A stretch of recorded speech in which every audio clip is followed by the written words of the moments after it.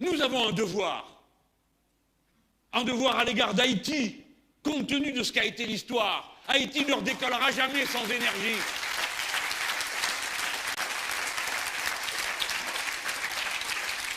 Haïti, à qui on a infligé cette horreur qui a été de faire payer le dédommagement de la fin de l'esclavage jusqu'à 1982.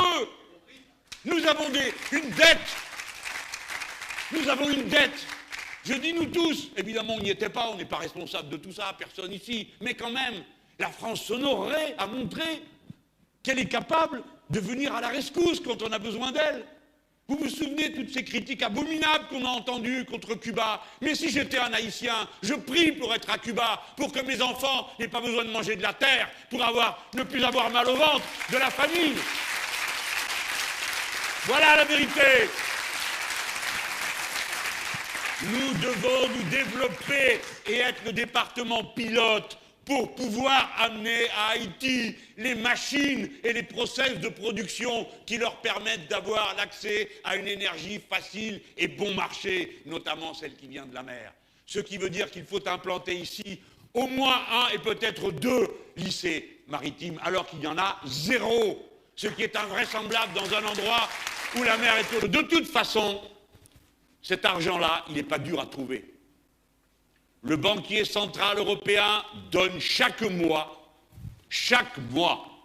80 milliards d'euros aux banques qui sont en Europe pour qu'elles regarnissent leurs comptes et vous prêtent de l'argent. Elles regarnissent leurs comptes et elles vous prêtent rien. Et quand elles vous prêtent, vous avez intérêt à faire attention. L'autre jour, je suis allé au marché, comme vous le savez, parce que vous avez vu le petit film. Et quand je suis arrivé au bout du marché, il y a une dame dont le commerce a brûlé. Et elle a dû tout recommencer. Qui a toute cette charge sur le dos, de sa famille, le reste, enfin, tout ce que vous connaissez de la vie. Eh bien, elle a donc emprunté pour pouvoir se rééquiper. Si elle voulait acheter une voiture, elle emprunte à 2,5. Mais pour refaire marcher un restaurant, avec plusieurs employés, eh bien, elle emprunte à 7,5. 7,5. Voilà, c'est de l'exploitation. La banque qui fait ça, je ne sais pas quel est le type ou la fille qui signe le papier, mais il devrait avoir honte.